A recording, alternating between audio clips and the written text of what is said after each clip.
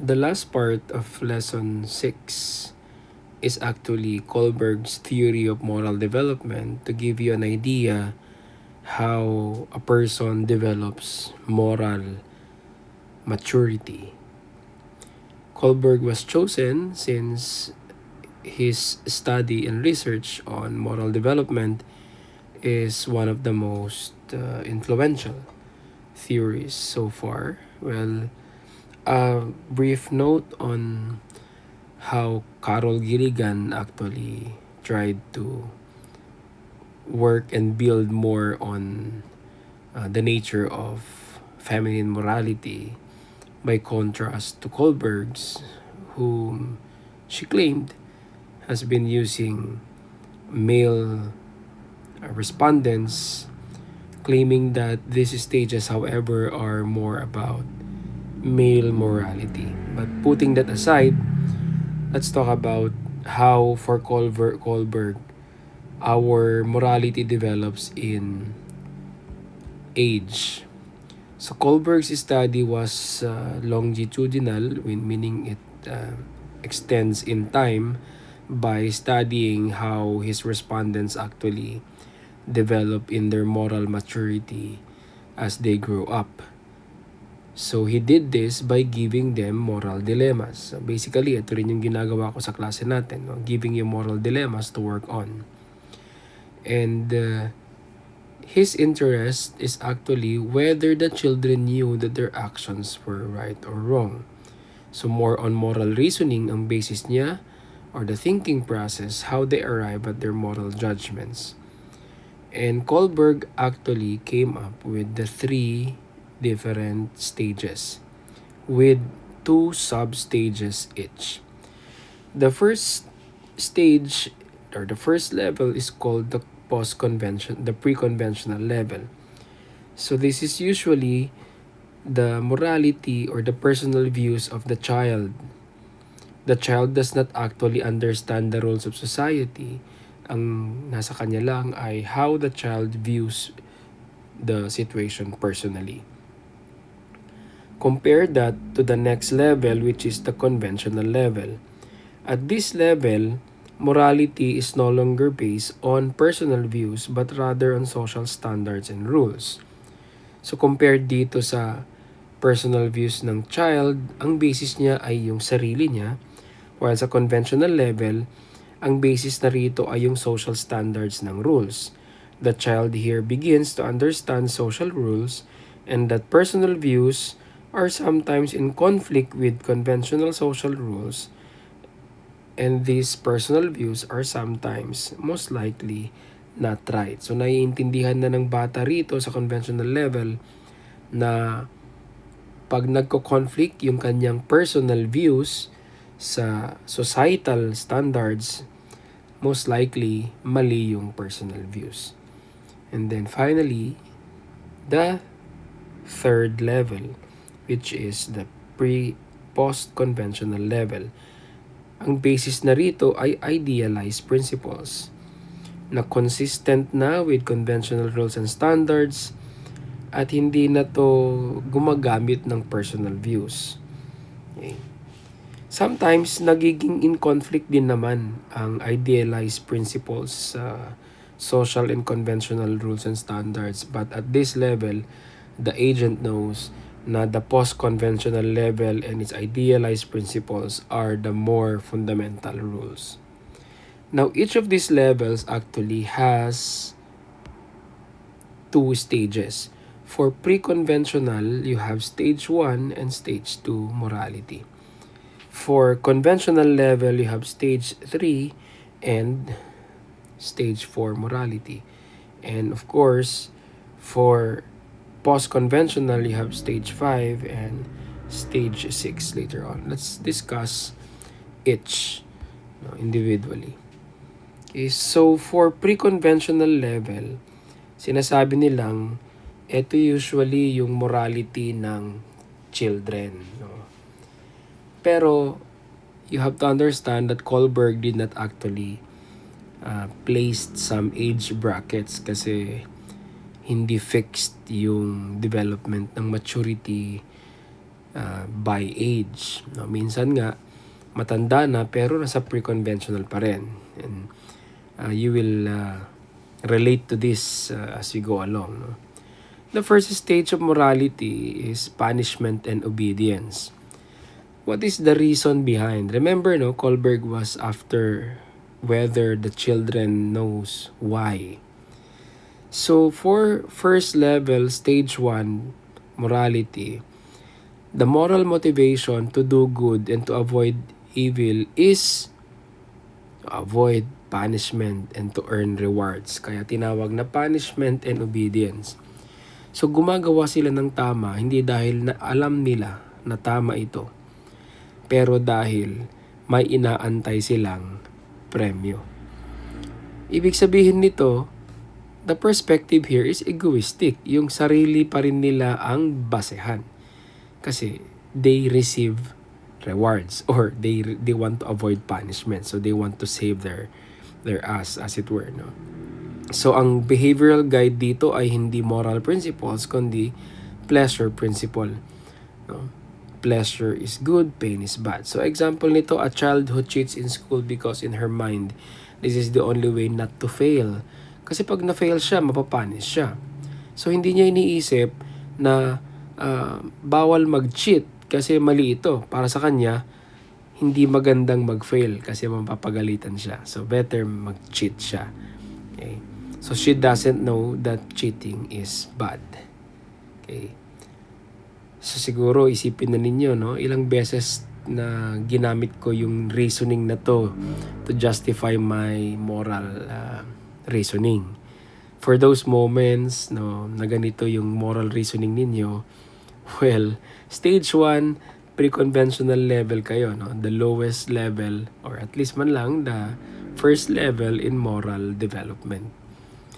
The next level, stage 2, is instrumentalism. By the term itself, ano ang motivation or the reason behind why you do something good? Okay? You expect something in return. Kaya nga instrumentalism. Ginagamit mo lang yung action na mabuti, hindi dahil alam mong mabuti siya, kundi dahil pag ginawa mo to, instrumento siya para may mag-gain ka pa. So, ang kaibahan nito sa stage 1 kasi medyo parang may similarity. Okay? Kanina, you want to earn reward and to avoid punishment. Ngayon naman, gumagawa ka ng tama kasi kasangkapan, instrumento lang siya para sa mas gusto mong mag-gain later on.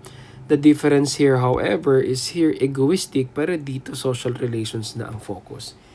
Meaning, you gain from a relation. So dito, hindi na pleasure and pain principle kundi mutual benefit na. In other words, ito yung I scratch your back, you scratch mine morality. Ito yung gumagawa ka ng tama, hindi dahil alam mo talagang tama, pero alam mong you get a favor for doing so. Okay? So example, a child who shares his answers with his classmates during quizzes, not because naiintindihan niyang nakakatulong siya, although it's not actually helping, no?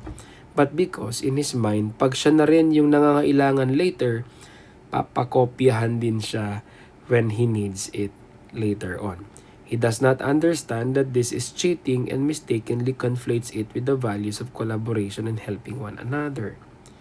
So when you think cheating is good because it is a form of collaboration or group work or helping each other, nasa stage 2 morality yan. So lagipin yun, DJ assignment you before on cheating. How did you justify that cheating for you is good sometimes, if you did? If what goes into your mind is it's good because in a way it helps others and I gain friendships out of it, then isa akong in sa grupo dahil nakikisabay ako, that is merely stage 2 pre-conventional morality. What are other basic examples to this? So, sabihin sa'yo, tara, wag muna tayong umuwi. Let's merienda muna sa riverside or mag-billiards muna tayo. And then you say, no, I have to go home. And then they ask you, why? And then you answer, baka mapagalitan uli ako pag hindi ka uuwi ng maaga. So, hindi mo talaga naiintindihan bakit mabuting umuwi ng maaga.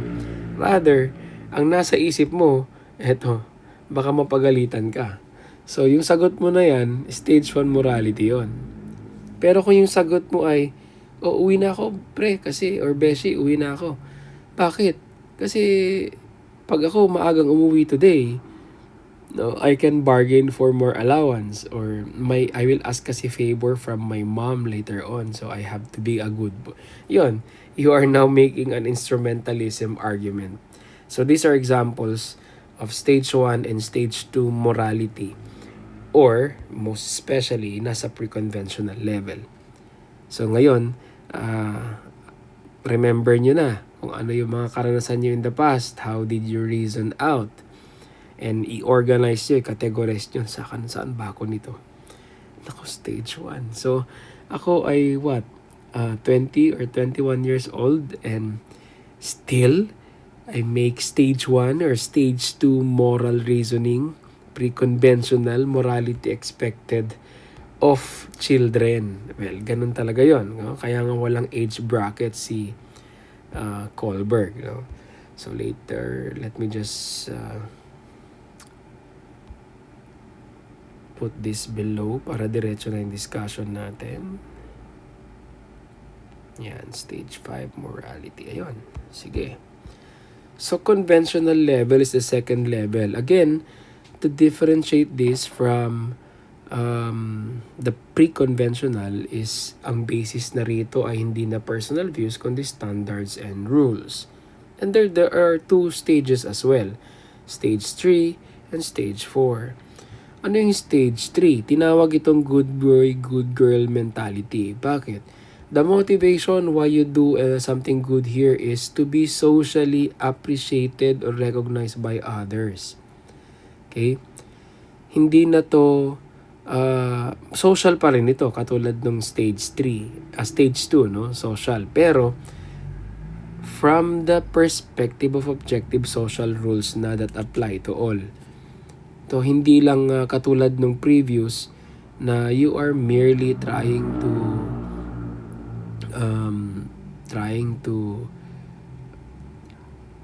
think na you can gain from it. Ito, you are looking for social acceptance, social appreciation. Okay? Ayan, kaya ang behavioral guide mo, social approval. Ginagawa mo lang to hindi dahil alam mong tama, kundi dahil nag-aantay ka ng social approval. Yung stage 2, nag-aantay ka ng pabuya, nag-aantay ka ng reward. Okay? So, dito, approval. So, ito yung mga time na may bisita sa bahay ninyo, and then, nagwalis-walis ka, no? Naglinis-linis ka na nakikita ng mga amiga ni mami, and then, sabihin, oy, Maring, bilib ako sa anak mo, manakem, sipag, no? Ibang klase. And you're happy listening to this. So, yan, stage 3 morality yon. Naglinis ka, nag-ayos ka sa bahay, hindi dahil alam na alam mong tama ito, kundi dahil gusto mo lang ng social approval. Example, a person who does not cheat when the teacher is looking. Diba? Hindi ka nag-cheat. Hindi dahil mabait ka. Hindi dahil alam mong mali yun. Kundi dahil ayaw mong malaman ng teacher mo na isa ka ring cheater, no? Okay? He doesn't understand that cheating is bad, but because he wants to be labeled as an honest student. But in reality, you cheat as well, no? Okay? Kaya nga, if given the chance, pag hindi nakatingin si teacher, you will cheat when the teacher is not looking. Okay? So, example nito, balikan natin yung kanina, no? Stage 1, ba't ka uuwi? Uwi ako kasi baka mapagalitan ako. Stage 1 morality. Okay? You just want to avoid punishment. Stage 2 morality. Uwi ako kasi I'll ask favor later kay mami, no? May papabili ako. So, it is doing something not for its own sake as good, but because you want a favor later on, no? Stage 3 morality. No? Uwi ako kasi my mother expects me as nanakem nga ubing. No? I don't want my image to be tarnished. Okay? So you're more about your image, no? It's not about appreciating, understanding what really is good, but it's about projecting an image that you are a good person. Stage 4 is law and order. This is a higher stage naman compared to stages 1, 2, 3. Because the motivation now here or the reasoning why you do good is you now see it as social duty. No, take note, no? Dalawang social view ito kasi social standards na dyan. See? Social na yan. Mas maganda ang reasoning ng stage 4 compared sa stage 3 because this time, you refer now to social duty. Ang perspective mo na ay society, hindi lang basta social, no? That other people can recognize you, can appreciate you, can throw praises at you, no? Pero more on society na, considering the perspective of the order of society at large. So, ang guide mo na rito, hindi na social approval katulad dito, kundi it's more about na law and duty. Ano ba ang law? So, you don't cheat in exam, hindi dahil naiintindihan mong mali ito, pero dahil lang yun yung school rules. So, usually, eto na yung mga example natin na based ka sa rule lagi, no? Ikaw yung taong gumagawa ng tama because the rule says so. However, it does not necessarily mean that you really understood why it is wrong or why it is right. So, she does so because the law says so. It is her duty to obey the law. Okay? Minsan, ang problema dito, very rigid ang taong ganito kasi the law, no matter how good the intent is, may not be timely. No? So may mga time na yung law kailangang ma-update kasi hindi na siya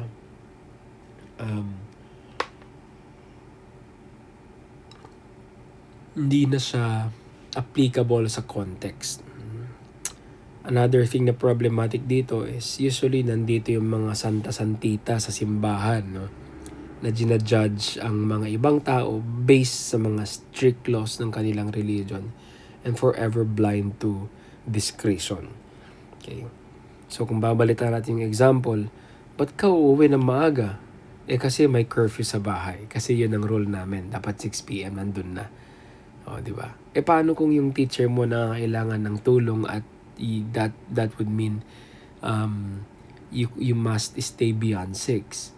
Ayan na, magko-conflict na yung law sa reality, no? Hindi ka naman nag-stay late dahil you're a bad person. You stayed late because your teacher needs help. Diba? But for a person who cannot function without laws, baka uuwi yan. O pipiliing uuwi kaysa tutulungan yung teacher, no? Okay? Yun yung pwede mangyari sa stage 4 morality. Okay? Then finally, let's move on to the highest level according to Kohlberg, which is the pre-conventional level. Under the pre-conventional level compared to the previous stages, no, idealized principle na ang basis. Okay, so again, yung una, pre-conventional, anong basis? Personal views. Nandito yung relativism na pinag-aralan natin sa lesson 4, no. Sa conventional level, ito yung usual na age ninyo, yung youth kayo, yung adult din, marami sila dyan. Wala kasing age bracket, so depende sa moral reasoning mo. No? Doon mo makikita kung saang stage yung moral reasoning mo . It's more on following social standard rules. Pero pagdating sa pre-conventional level, idealized principle na ang basis. No? And sometimes, idealized principles will be consistent or are consistent with social rules. But sometimes they are not. Okay. There are 5 stages. There are 2 stages as well, I'm sorry. First, stage 5, social contract. And stage 6, universal ethical principles. So, ano na ang moral motivation sa stage na to? Bakit ka gumagawa ng tama? Kasi, kinoconsider mo na yung social contract. Meaning, you entered into society willing to give up your personal liberty for the sake of the common good. Kaya nga, benefits of all involved. Okay? We have personal goods in a society, but we perceive common good more fundamental such that there comes in society a willingness to forgo personal good. Okay, ang perspective na ay humanity, no? Yung kahit na it does not benefit me personally, basta the entire humanity benefits from it. Okay? At ang perspective mo na ay hindi na personal good, common good na. Usually, nandito yung mga disciplined human beings na hindi naman law obedient kasi stage 4 yon. Pero yung alam nila yung mas fundamental kesa mere laws. May mga instances kasi na the laws, however good they are, can be utilized to undermine the common good. No? Tignan nyo itong mga flood control projects. No? They can be shown to follow rules on bidding. Di ba? They can produce the evidence At least the law is followed. Ganun. Yung pala, may kuntsabahan na. No?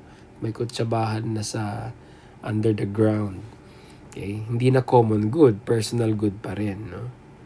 So example, a person refuses to cheat during exams. Bakit? Not because the law prohibit it, stage 4 yon, but because in the long run, cheating threatens a wide array of values important to social cohesion, like integrity, honesty, trust, credibility. So, mas malalim yung pinanggagalingan ng dahilan kesa doon sa stage 4. So, the person may also lose personal good. Ito yung level na to. Ibig sabihin, handa yung taong mag-sacrifice ng sarili. No? Like for example, you can fail a test, but by failing a test, a civil good of higher value is saved in the larger context. Okay? Ang maganda ring punto sa stage na to is ito yung mga taong willing na go against the law if they see that the law violates a higher good. No? At example natin dito, pwede na si Jesus Christ. You see how Jesus Christ violated the law on the Sabbath rest, di ba? I hope familiar kayo nito, no?